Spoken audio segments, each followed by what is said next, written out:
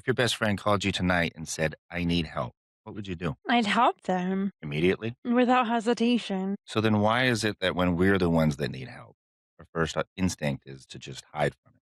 Human beings have survived because we depend on each other, very social animals. So why does asking for help feel so dangerous?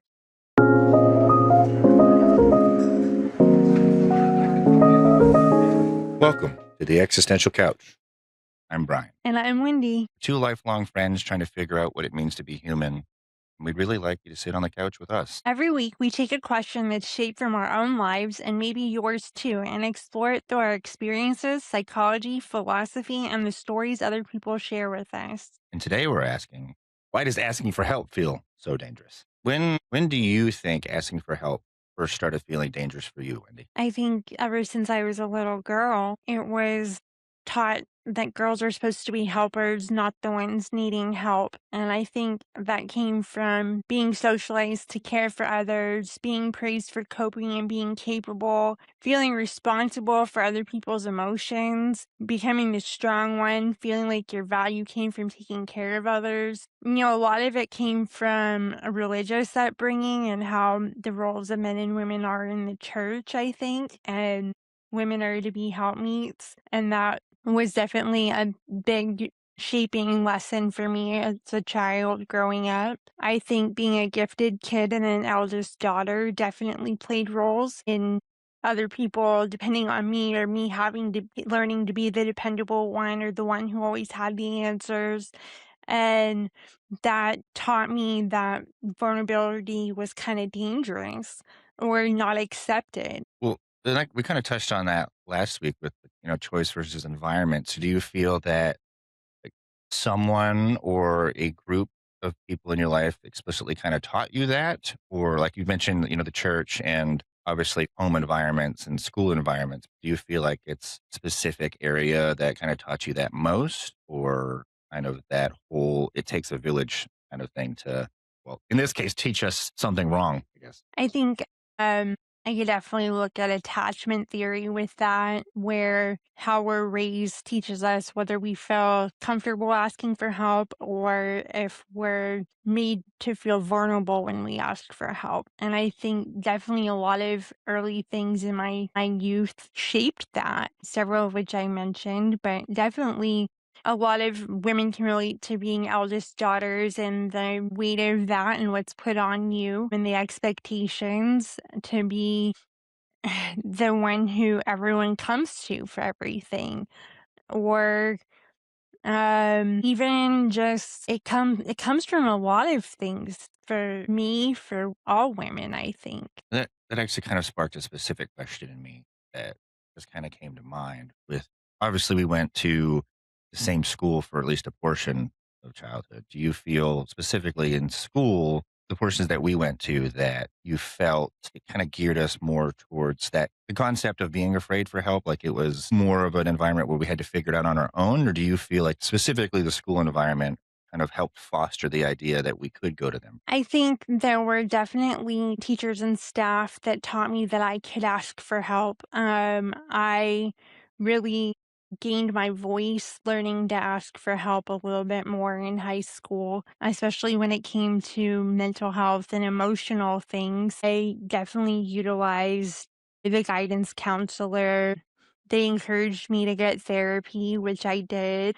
I think I had definitely had opportunities where I was taught to seek help in high school. It was just interesting to me because I didn't feel, obviously I went to that school district the entire time from my first grade on, and I didn't feel like it felt very like sink or swim environment until high school. I don't know, we met like right before, Mhm. freshman year and that type of thing. So it was a very interesting transition to me. So I was just curious if you kind of felt the same way, because my experience, I didn't get that until just going over to that portion of the school Mhm. district. Because up, eighth grade, it was very much just like, for whatever reason, figure it out, sink or swim. And then getting to high school, there was enough teachers and faculty there that had a different mentality, which was, I think, was good and needed. So I was just curious. Like, what did younger Wendy feel strength meant? Like, what did it mean for you to be strong? I think it meant not needing anyone, not needing help, being independent, being just being strong. And I think I viewed needing help as a weakness for sure. And there were so many things that conditioned that along the way. I didn't want to be a burden to people. And I So thought I would was the you one that was supposed to help others. so would you say, like, even to the point that you felt guilty for needing that emotional support in trying to find your own strength? Yeah, for sure. Brian, And what do you think boys are taught about asking for help? oh gosh, I feel like, well, like I mentioned, that I think there's some people in life that really try to push against it, but I think there's been this mentality that like being tough is a survival tool, especially for young boys. And at the same time, it's like that's the only tool that you need. It's just be tough, survive, and you'll get through. And I know we've made the joke about, not even the joke, but the idea of pulling the bootstraps up, where that is appropriate in certain situations. But when that's the only one, like that's what masculinity is. That's what being a father is. Your competence is just work hard and you'll figure it out. And I think that unfortunately, we get into society and we get into the workforce and all these things, you find out that, yeah, you can work hard, but there's also other elements to that. You have to, know how to do your job. There's an education component that you have to have. There's skills you have to have and develop and being able to work with people. And when you don't have those skills, and whether it's an interpersonal thing, and whether you're working on a farm or a warehouse or a science lab or a school or wherever it is you're working or in a hospital, you have to have this ability to work alongside other people in most cases. And just being tough doesn't always work. Yeah, you can kind of joke around with each other and be, you know, there's the times where people are harsh and the dark humor and all these things that people kind of develop in those things to help each other survive. But then nobody really teaches you how to cope with when something doesn't go right. Because yeah, you can survive on just being rude to somebody, even though you're both joking. But at the same time, if you really have some feelings about that person, even in those situations, like you're harboring this thing that's harming you just as much as it is actually harboring the relationship. I think even military culture was big for that. It's a very, shut up, learn, listen, and do your job. And you can, in a sense, get in trouble if you don't do that. So it's Yeah. not just this, it becomes an even bigger survival mechanism in these spaces, because you feel like if you don't survive and push through and persevere and go through these things, then yeah, you end up without a job and you end up not having anything in life and your responsibilities kind of crumble as it is. Yeah. So when did you first learn you had to handle things yourself? Yeah, I mean, I would say very young.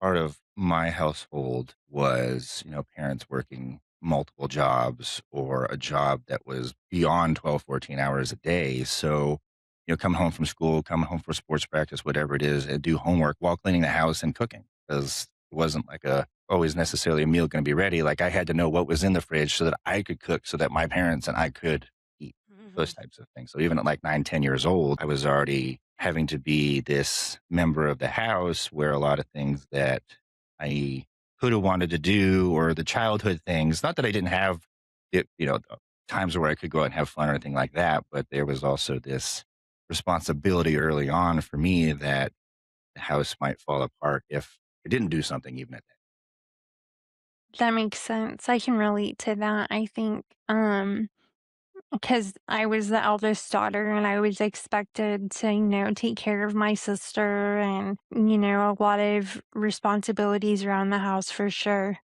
I can I relate can't even to that. imagine being an only child. I think was maybe a good thing in that case, because I think if I was an older sibling on top of that, I don't know. I think I feel like somehow would be, I don't want to say worse off, but probably would have been more of a struggle to adapt out of the situation of not looking for help and needing to take on more responsibility than is your share, I think, in a lot of times. Yeah, it definitely is a component, I think.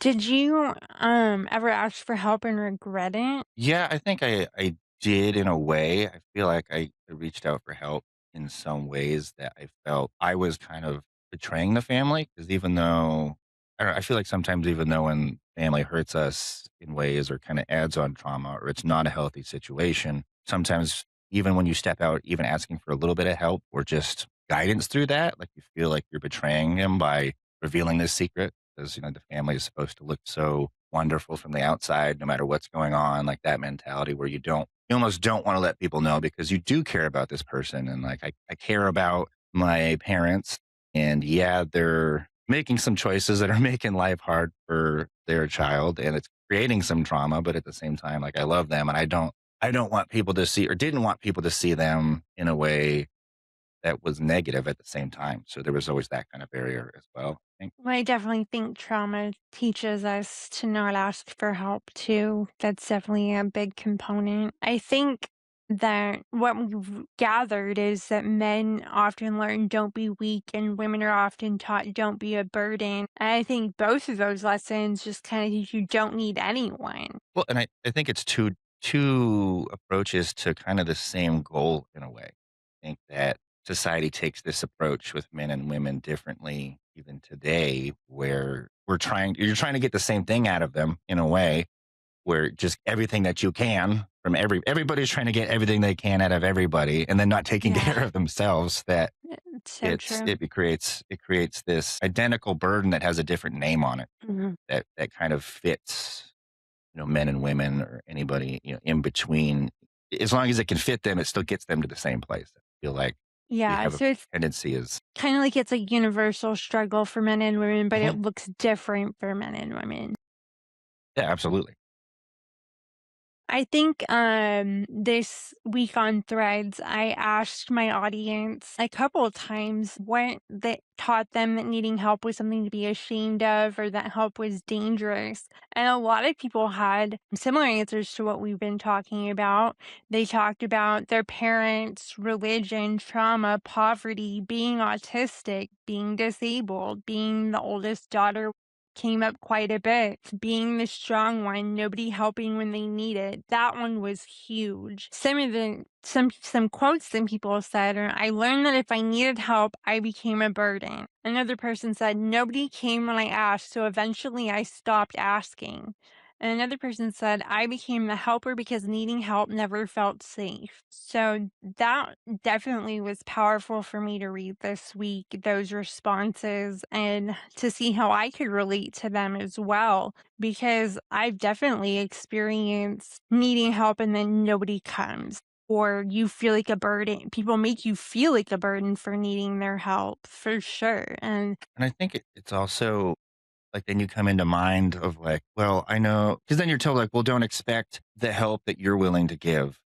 mhm, Okay, well, why not? Like we've made this agreement as friends or as family that we are going to help each other in anything that we need. So why is it not okay for me to expect that? Why am I being taught that? And when you do go out there and you give and you give and you give, and then you do make that phone call and you get no response, or you get less of a response throughout the day because then you don't hear from this person from like a week, and they're like, yeah. oh, hey, well, sorry I didn't get back to you. I was like, well, that's weird because we were talking for 6 days straight and then you disappeared when I asked for something. So Hmm. then you don't want to lose that connection. So it really creates this image of burden. And I think Yeah.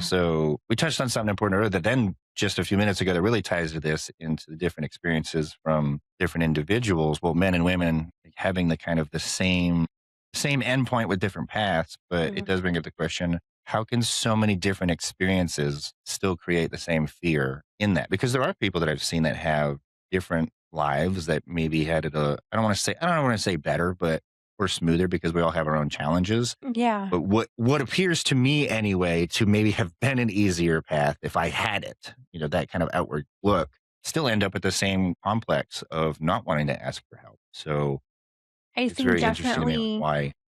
culture definitely shapes this for sure. There's the culture around what's appropriate for a man and his being strong and not asking for help. There's culture around women being helpers and not needing that help. You're weak if you need help, you're a burden if you need help. And then people just not wanting to help because of whatever reason. Even when they say, oh, if you need me, I'm here for you.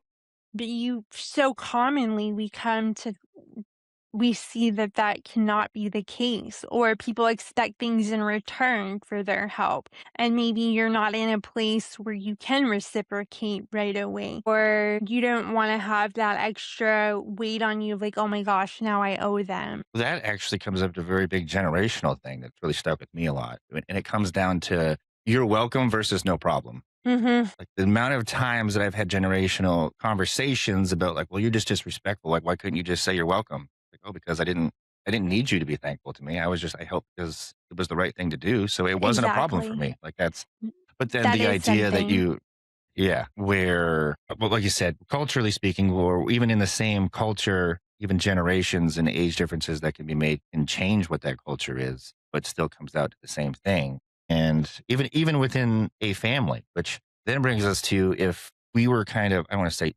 designed or evolved to depend on each other and to be social animals and almost a family unit, even if it's not by blood, like humanity survived because we worked as groups to take down larger prey and those things, all of those things, what happened to depending on each other? Right. I mean, there's proof that people got injured that would have killed them, but their communities took care of their injured and protected them because if they didn't, you would die. So community back was definitely an important factor in survival because if you were weak, there was no way you were going to survive without help. And so from what I've learned about the evolutionary standpoint is that it was pretty common for them to stick together because they didn't want to dwindle down their groups either. And I wonder on this specifically how much it is,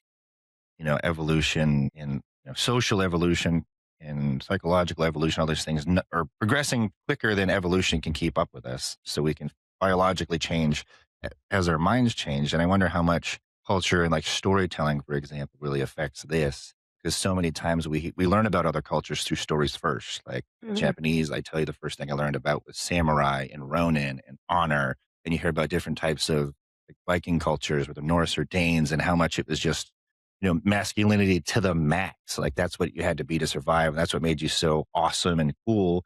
But then you actually get into their stories and really kind of do some studying. And like their heroes were very much in tune with needing to help people and needing to rely on others Mhm. and reaching out for help and not being a burden, not creating your own burden on the people around you by seeking them out. Like it's not about being the singular hero that saves the day in every situation. Like we're kind of taught because that's the great awesome thing. So Mhm. even where the breakdown is there from a science standpoint or a culture and storytelling standpoint, where we are truly like the most dependent species on the planet. And a lot of that dependence comes on each other. And now we've started to avoid it. Yeah, I mean, if dependents help to survive, why does it feel so dangerous? Yeah, and that's the big thing. Like, where did that come from? Like, where did the mistrust really start to come from? Is it separation because of different countries and different cultures and languages and all these things are so different? And to me, that doesn't make sense because we have the internet and can be Mhm. beyond connected more than we ever have been to anyone, and it's still becoming this widening divide where I almost think it's only seeing pieces versus being able to see the full picture. I think Yeah, sometimes kind of creates that, but I I don't know. I definitely think agree. maybe well, and I think maybe obviously back in the day you were, hunting the same mammoth, for a Yeah. couple tribes were doing the same thing, like, and then that was your food source. And if you got injured on that hunt, obviously they're gonna, they start taking care of you. They share the food because you still took a part in that event. Mhm. So I don't know if that disconnect in us socially is what also kind of does that because we stop looking at each other as, I don't know, not even tools. I think we look at each other more as tools now than we may have back then, where it was, I mean, essentially that's kind of what the agreement was. Like I need you at my side and my back because I can't take on this thing alone. It's not Yeah, it's not physically possible. So and that then, makes we get sense. into today where even if it's not even looking at healthcare, like Mhm. not fighting harder to put more funds into healthcare is this bizarre stance for me because it's one of those things that we all are going to need at some point. It's a very, I won't say easy thing to do because healthcare can be complicated, but to me, that's an easy decision to make feed kids and take care of people that are sick. So it's hard for me to understand why it's difficult for people to make that decision. I know, but because everyone thinks on a core level agrees, feed the children, people should be able to go to the doctor, and yet there's so many people who fight against that or don't unify on that. we we have a trillionaire in this world, or close to a trillionaire. Yeah. I mean, That whatever. was or still, yeah. I don't know, but I'm just saying, like, how do we have that, but we still have starving children? Like, even they aren't getting the help they need. And Yeah. It's Well, and it's not they didn't heartbreaking. get there alone. That's what No, kills me. She didn't make like nobody, I don't care what outside of super shady dealings and somebody getting trampled on. Like nobody made the money. Walmart didn't make several people in their family billionaires because they were in the stores working the whole time. That's not how it no, works. it's not. And I think capitalism definitely plays a huge role in why people feel like they can't ask for help. We have hustle culture for sure that surrounds what um people think of independence because if you're not working hard at your job and if you don't want to be the one always asking for help, you want to be the one with the answers. You've got to push, you got to keep going. You don't have value unless it's tied to your productivity. And I think that definitely harbors people from asking for help too. Do you think it's because it's always has to be this absolutist stance? Like if I'm independent, that means I have to be 1000% independent, can't ever rely on anybody. Like because if I rely on anybody at any point, I'm no longer independent. But in reality, independent just means that yeah, you can stand on your own, Mhm. and whether you can pay your own bills, or you can walk or drive to the store and buy your own groceries, or make your own decisions. Like that's still an independent person. Like being kind of broken Mhm. down, or hey, I need help moving this couch. Like you're not less independent because you can't move the couch. You're independent because you can go and choose anybody that you want and be like, hey, I want to pay you $5 to help me move this couch. Or, Yeah. hey, friend, can you help me move this couch? Or, hey, moving service, can you move this couch? Like, having that ability to go out and make those decisions and choices is what's independent. Just trying to Yeah. wade through this giant ocean alone without a boat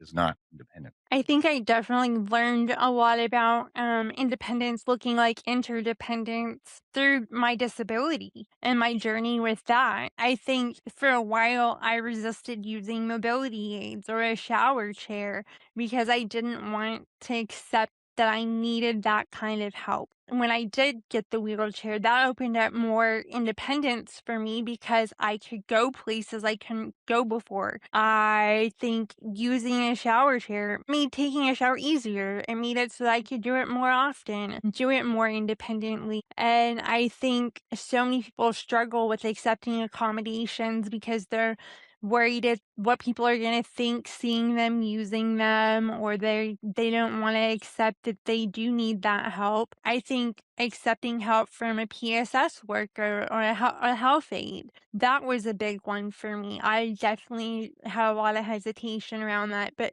having that help makes it so that I can do the activities that I still want to do and can participate in things because I have that help. I have more independence to do things that are important to me. And I think my definition of independence has definitely changed because of that. Because I think independence isn't doing everything yourself. Independence is having enough support to participate in your own life. Well, and I think that's I don't know, I think that's maybe the biggest thing that it's come with getting a little bit older and traveling the world and those things is some of the illusions have kind of fallen for me. Like these mirages have collapsed because I care much. I've looked back and seen myself as caring more about, oh, what does this person think about me? From either a standpoint of like, I don't trust them. So if they see me that I'm injured, or I can't, maybe even protect myself with the people around me, or I'm a little bit slower on the uptake or something, so they can maybe try to be outsmart me. All these things, it's almost like if they see that, then I'm at a disadvantage, or Mhm. they're going to look at me in a certain way, or I'm not going to be as even liked. However you want to like frame that, the outside perspective, like we talked about, of thinking about what other people may be thinking about you, I think has a bigger influence over time, and in a lot of folks, even generationally speaking, than we kind of give credit to. And I think Mhm. that's also what kind of stops and creates that fear a little bit. I mean, especially from, I would say, from the male perspective, at least. And I'll let you maybe, if you want to, speak to the women's side of it as far as that masculinity and that aggression and that side of it, where we're kind of taught that, like, as long as you keep up at least this strong front, like nobody's going to come into your territory and push on it because you're going to push back, and that's what you're supposed to do.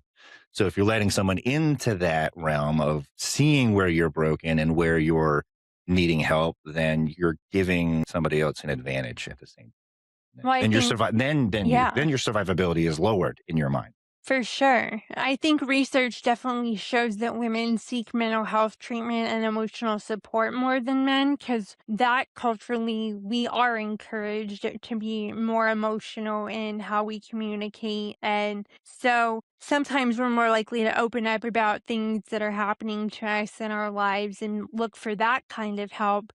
Um, but where maybe more practical types of help might be harder for us than looking like us being a burden, but it is definitely more socially acceptable, I think. I know that there's a lot of stigma for men who seek help with their mental health, and I'm wondering how that's affected you and the choices you've made. I would say, and this is kind of the interesting thing. I didn't really like. I got some therapy even like in military time, but it was more like oh, here's the SR, the SRIs, the medication to help get you over that, and then oh, that now you're getting the brain zap, so take this one, this well, whatever it is on top of that, because that'll help with that, and then you go Yeah. into this thing where it was kind of more of an apathy to get me through and to survive rather than heal. And that was coming from obviously family. And even with that encouragement that we get today, I feel like for men, for every ad that I see of encouragement, somehow the algorithm then next plays somebody absolutely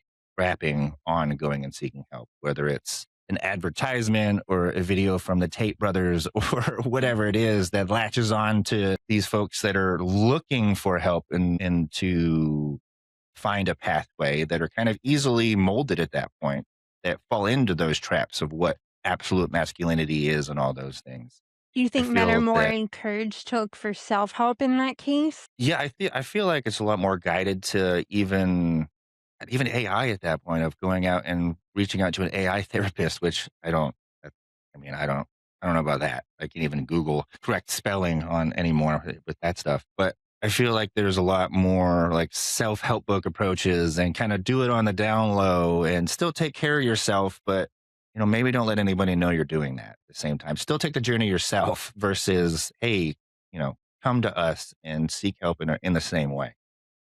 I think I've definitely used a lot of self-help guidance. There's a lot of that geared towards women as well, but I think it's definitely not as heavily culturally ingrained as it is for men because you see the Tate brothers starting their own other influencers starting their academies targeting men being like, this is how you be strong, this is how you be a man. I don't see as much of that geared towards women. I see people being like, I just don't see it the same way. Like we can be encouraged to like read a self-help book.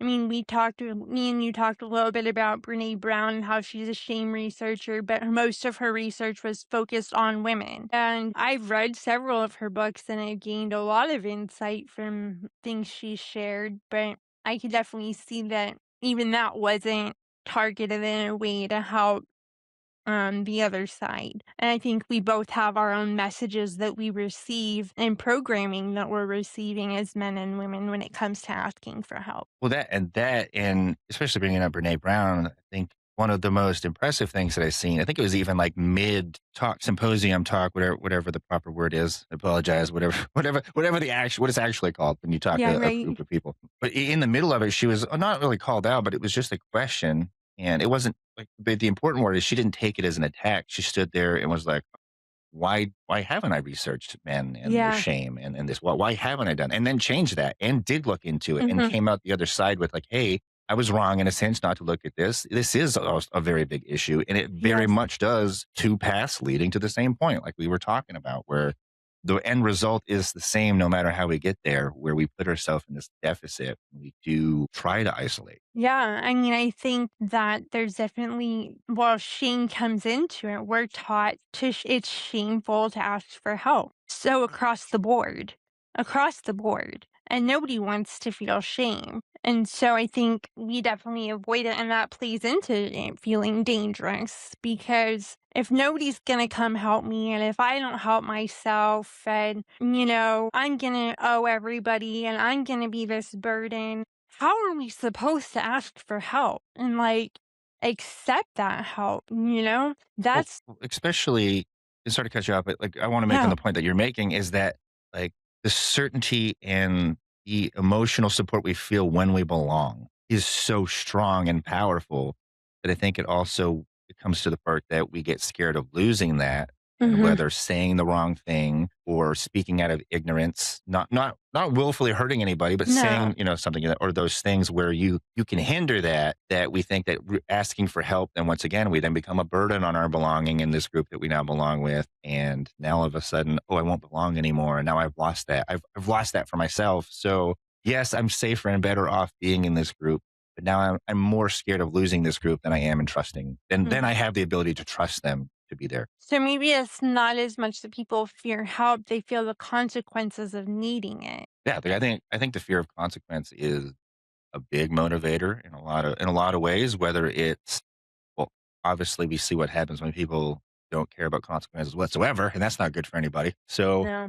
I think finding that healthy balance, and I think that's where a lot of like trauma, especially childhood environmental trauma, comes in of over consequence or Mhm. consequences you did not deserve for what happened. What you did. Like nobody, if you break a lamp, nobody deserves to get punched in the back of the head. I'm going to tell you right now, No, that's no, not an appropriate response to it's those not. types of things. Like, you know what I mean? Uh, and I think that, go ahead. No, that teaches you not to look to others as safe people and to ask for help from those that you depended on. I think that ties back to attachment theory, like I mentioned earlier in your early development in your years. You definitely learn, what's safe. And then hyper independence can become a survival strategy out of that. And I think that's a big thing that we learn as kids and growing up. It shapes how we can ask for help. Yeah, I mean, it's still, I don't know. It's one of those things I think about a lot, and especially like how generations can soften the blow, but how very little, I don't want to say very little trauma, but how lessened trauma can still be very detrimental to future progress. I think Mhm, I look back to my childhood a lot, and like even as a kid, I think I knew not to blame my father for anger, for example. Like mhm, I feel like I always knew where it actually came from, and like even before I learned the truth of his childhood and like just the like, atrocious things that I won't get into details, but the clear things that happened in previous generations that have kind of slowly and hopefully in more and more cases kind of lessened, and seeing that anger and learning that love can come from people that just outwardly hurt you so blatantly, but still you kind of rely on them to, well, once again, survive. Like, yeah, mhm. they're your parents and you're a kid. Like, a lot of times that stuff either gets ignored or like you have to take this or you don't eat for the next week. Like, there's Yeah. like literal survival comes into play. But at the same time, I see this progression. I remember very vividly like hearing and talking to my dad more and more after my mom and dad's divorce, after I was across the planet. Like how everything Mhm, kind of went down is still crazy to me. But seeing the transition of how much, for example, like my mother's survivor skills, which were very much more manipulation. Like there was mhm, definitely like abuse on both sides. It's very inexcusable, but it wasn't as open. It was very much more secretive. And then I didn't see that until I was older. And then, how much that specific thing was then being a further detriment to my father, and how much I wish that my parents just said to hell with it a long, long time ago. It probably would have been better for everybody. But then seeing that progress after getting out of these situations, specific environment situations, especially with my dad, I remember the day my grandfather died and how unfortunate like, that relief can be mhm. in some ways to have that. But also that there was some closure for that happened in my dad, and finally standing up in a way that was important to him and getting away from that and getting away from these other relationships and finally finding healthy ones. Mhm. And he actually went into therapy before I did.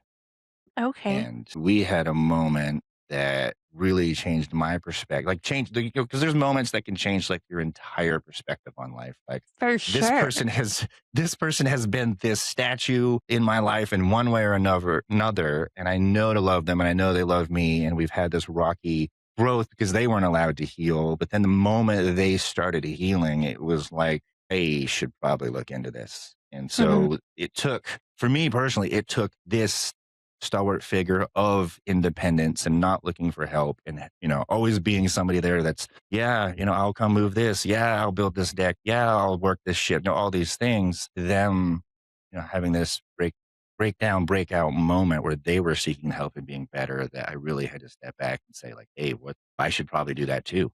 Because like if this is, Yeah, the journey that they're on and they're part of my journey so far that hasn't always necessarily been the healthiest, like I should probably take this more seriously, and yeah. it's okay for me too as well. And sometimes it is just that change in your life where you either have to find that moment that says it's okay for me to go on this journey and Mhm. to get the help wherever I need it, or sometimes you're just shown, and sometimes it comes from a place that you never expect. You always hope that it comes from that place, but you never actually believe it'll happen, and then it kind of hits you, and it changes your whole perspective in a. That makes so much sense. I think it reminds me of like how important it is for us to fight generational trauma. I mean, you've done a lot of work in fighting generational trauma, and your whole story just describes that. And I'm sure you're doing different things with your children than we're done with you, so that you can teach them that they can rely on you and have secure attachments. And I think that I see that, and so many of us have taken on that in our generation, is breaking down generational trauma. And I hope that that leads more people to feeling more secure and asking for help and depending on their family systems and their friends and their support networks. Because so many of us are taught that it's just not okay to ask for help. Yeah, and I want to be very clear on both. Neither of us are trying to dog in anybody that's like an introvert. Like if you need your alone time, that's totally different. Like if being I'm an independent, once again, introvert. yeah, exactly. That's very much like not like understanding that. Yeah, we need a family unit, or you need your specific people. I don't care if it's one person, five people. Like you can do a lot with two friends and a plan. You know what I mean? Like two Yeah. people you can trust. Like that's really big. But having something and finding a place, even if it is just a therapist and going out, or a professional that's going to take it from a very, very studied but non-judgmental point of view is super important. And I think that still allows your independence while still getting the help that you need.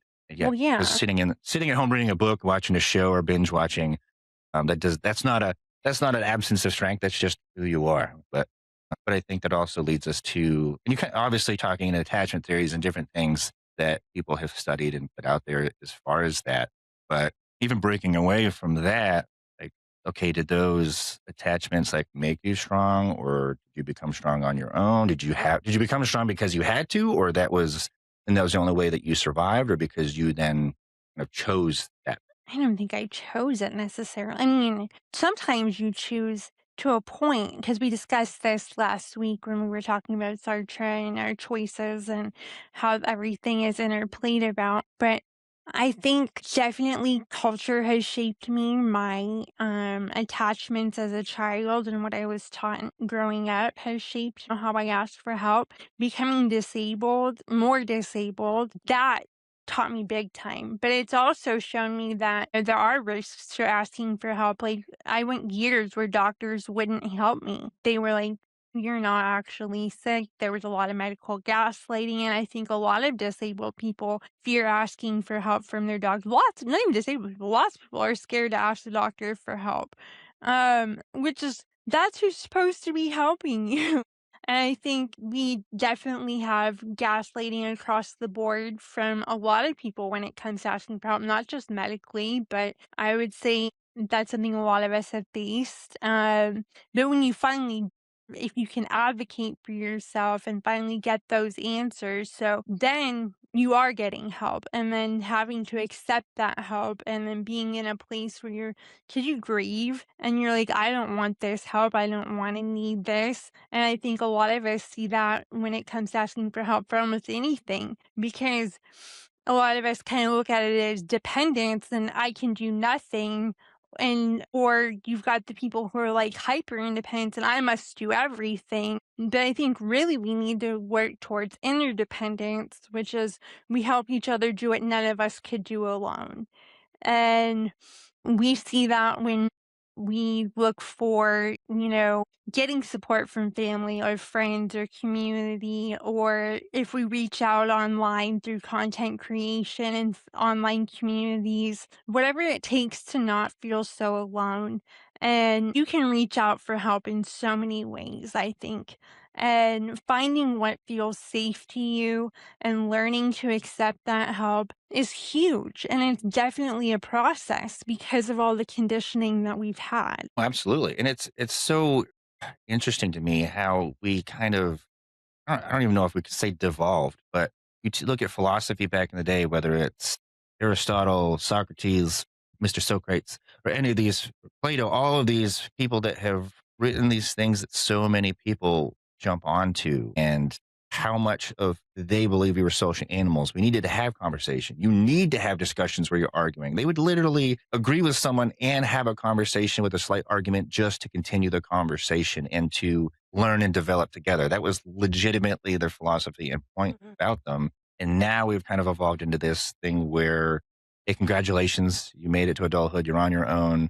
Now disagreements are wrong, and you're gonna have to hate the person that you disagree with, and you have to utterly despise them.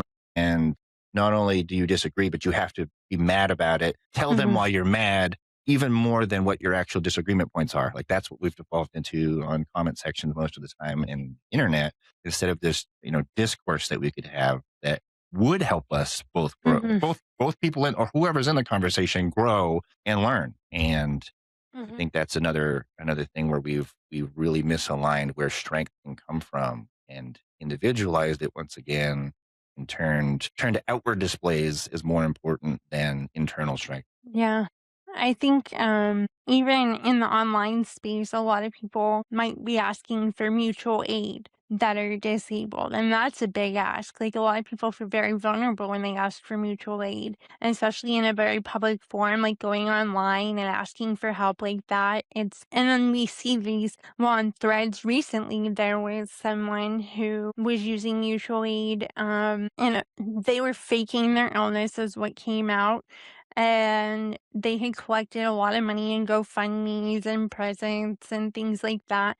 And that really hurt a lot of people who depend on mutual aid. And, because that adds to the stigma of, oh, never give money to someone online. You can't trust people. People are scamming you. People are a fraud. And that makes it even harder for people who are so desperate for this help to reach out and get the help that they need. And I think that really impacted me this past week. Well, it really kind of solidifies those. We talked about this before, like some of the like three big fears of to answer the question, like what are we concisely actually afraid of when it comes to seeking out help? We talked about being a burden, which we've touched on pretty heavy. We talked about losing the independence, and we've kind of touched on rejection, but it also adds to that because when you see people doing that, and then it only takes one person to then say, "Oh, well, you're just doing this because you're trying to get extra help, or you're just putting this out there. You're just letting people know so that we feel bad and want to help you, and we feel like we need to." So it puts all those things together in the fear of, even like you said, either be rejected by the group that we belong Mhm, in, or just getting outright rejection out of vehemence and anger when you're not coming from that place at all, when you legitimately need the help and you're reaching out, and it is mhm, legit. And I feel like we get skewed online for how many people use systems versus mhm, how much it helps the people that aren't. And there are ways that we find those people out, and they get their comeuppance one way or another. And you may not see that online, so it's not as flashy and fun or important to mhm. look at or listen to. And I think that's, once again, another But just a I big think thing where we've lost the plot a bit. just rejection in general is, like, definitely a big fear for a lot of us because I know I've asked for help and I've been told, "I can't help you. I've helped you too many times. I'm I don't wanna help you. You're a burden." I've had relationships where, it didn't work out because they were like, "You need too much medically. I can't handle you. You're a burden." And I hear that all the time, and I think a lot of people who reached out on threads this week in the conversations we had, that was a resounding thing, is rejection. And I think a lot of us are like, Yeah. "Will you still love me if I can't do this alone?" Because so many people have shown us that we can't depend on others. And it's so hard to overcome that and still keep asking for help and to still keep trying. And I think so many people have given up. Yeah. I mean, even from the social, I talked about, like, obviously, we talked about relationships and family and those things, but even from a like job or career wise, like things that I've seen people go through in the military, like I like even in myself and what I had to go through. I've seen people have a legitimate injury, like even gruesome injuries, or ones Mhm. you can't see so much because they're internal. And then within a week, they're being called like a malingerer and they're just hanging on for the military benefits. And it's like, no, man, their leg was backwards. Like, give them a minute. Like, I lived through where my shoulder was pretty much just hanging on by threads. Like, I was bleeding Yeah. internally throughout the day and, still working my butt off, like doing Mhm. my job and going above and beyond, staying to work late, like hitting all of these markers that I'm going to stand here and say, put me above other people as far as work Mhm. performance. And even having to take a few days off of like, hey, I am like literally bleeding out somewhere. I need to go get this looked at in the emergency room, to the point that even my workplace in the military was very much like, oh, well, that's not how this works. Like, that's not important. You just need to get that fixed and taken care of and get back to it. Like, yeah, I am. Like, that's literally what I'm doing. If I have to get stitched, I'm going to do that. And then I'll be at work in an hour. Like, those things happen. But it got to the point where, like, even my command, the people that I'm absolutely supposed to trust or were supposed to have trusted, people that literally held my career in their hands, like, got a hold of my medical record, were like passing it around to the doctors at my workplace, asking, "Well, is this really that serious? Like, are they really sick?" And it's like, hey, seriously? Like, that's like my performance is only suffered in the sense that I have days Mhm. where I literally cannot function as a human being.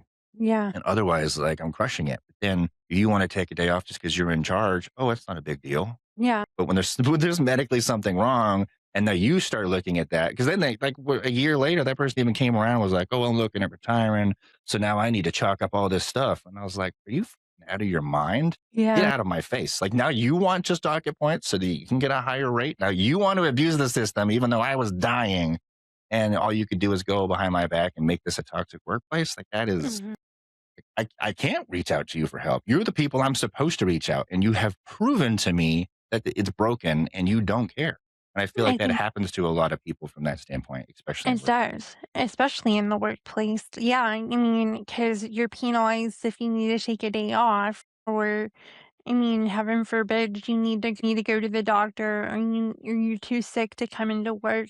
And there's limited number of absences you can have in a job before you lose your job. And treating your health or your mental health could be a detriment to your job. And that's something a lot of us people have seen, I think. And when I had my career before I was, actively on disability, I saw that all the time, and I got a lot of shame and grief from coworkers and other management for when I needed to take time off because I was too sick to be there. Um, I mean, I've lost jobs over it. I couldn't maintain employment over it, and I think a lot of people definitely have that experience and those fears, and may work through something that they need to be resting for because they are afraid to ask for the time off because of what that means for their survival. Yeah, I think that's what's broken me as a leader the most Mhm. is having folks come in, and especially like single mom coming in like still in tears and like late to work, even though they called me, they did all the proper things. They're rushing into work and they're saying like, "Hey,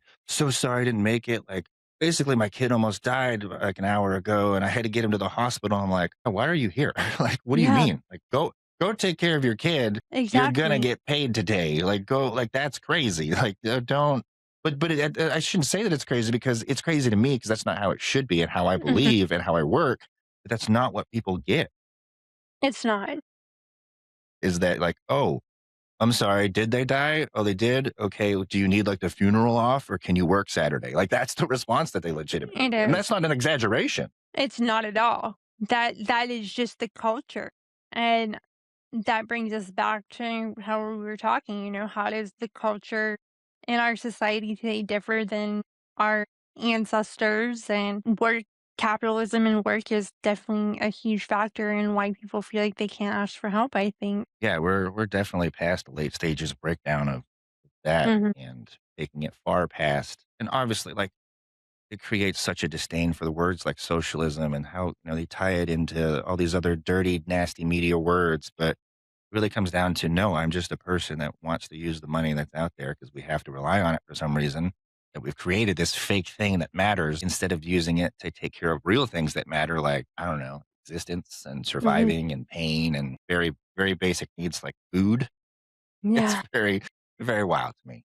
But it's wild to me too. well, obviously, it does take us pretty good around to a close out idea of kind of thinking back and looking back. Mhm. So, talking about looking back in cultures, but if you could look back onto yourself and go back and tell younger Wendy one thing about asking for help, what would you tell her? And tell her that needing people doesn't make you a burden. I'd tell her that someday she's going to discover that people love her, don't love her because she never needed anything. They love her because she's human. And well, outside of that, what would younger Wendy say to current Wendy coming back with that knowledge? Honestly, I don't think she'd believe me. I think maybe that's probably the hardest part about asking for help. It's not finding people that are necessarily willing to help us, but even believing that they should or we deserve their.